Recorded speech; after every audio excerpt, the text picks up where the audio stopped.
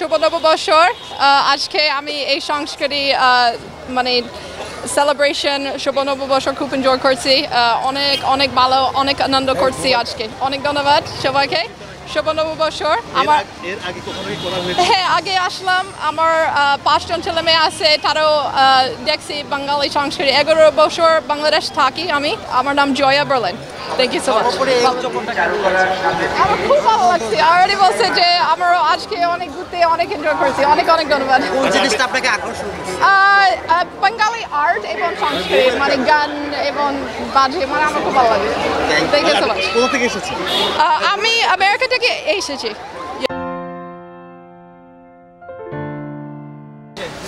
খুবই ভালো লাগছে আমরা মাত্রই এসেছি হ্যাঁ আগের থেকে এবার একটু বেশি লোকজন মানে যানজট বেশি প্লাস হচ্ছে প্রত্যেকটা গেট অফ করে দিয়েছে এর আগে আসলে এরকম হয়নি পান্তা ইলিশের যে ব্যাপারটা সেটা কি আসলে উদ্বোধন করা হয়েছে এবছরে হ্যাঁ হয়েছে হ্যাঁ সব কিছু ঠিকঠাক আছে যেহেতু হচ্ছে পুলিশ সব জায়গায় গার্ড করছে তারপরে সেনাবাহিনী র্যাব মানে সবাই খুব ভালোভাবে গার্ড করছে তো আমরা সেফলি আছি ভালো আছি আসছি হচ্ছে আমার ফ্রেন্ড আমি না বয়ফ্রেন্ড নেই পয়লা বৈশাখ 1432 নতুন বছর খুবই ভালো খুবই আনন্দময়ী খুবই সুখময়ী হোক আমাদের জীবন কামনা করি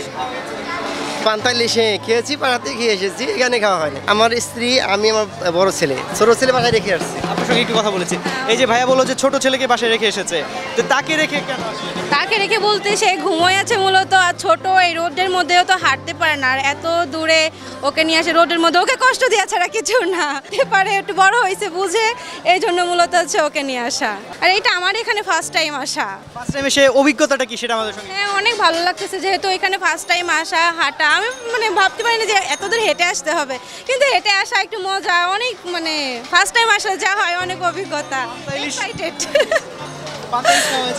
বাসা থেকে তো খেয়ে আসছে এখানে এখনো হয় নাই আবার আমরা যেহেতু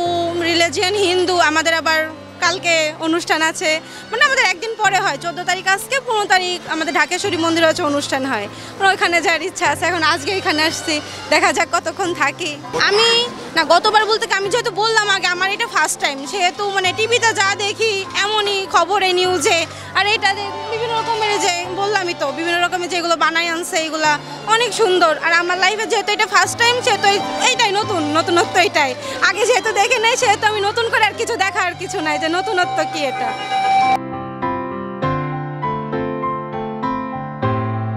এই শাহবাগে যেহেতু আমাদের ঐতিহ্য বাঙালিয়ানা এই বাঙালিয়ানার জন্য আমরা আসি এখানে কেমন লাগছে এবারে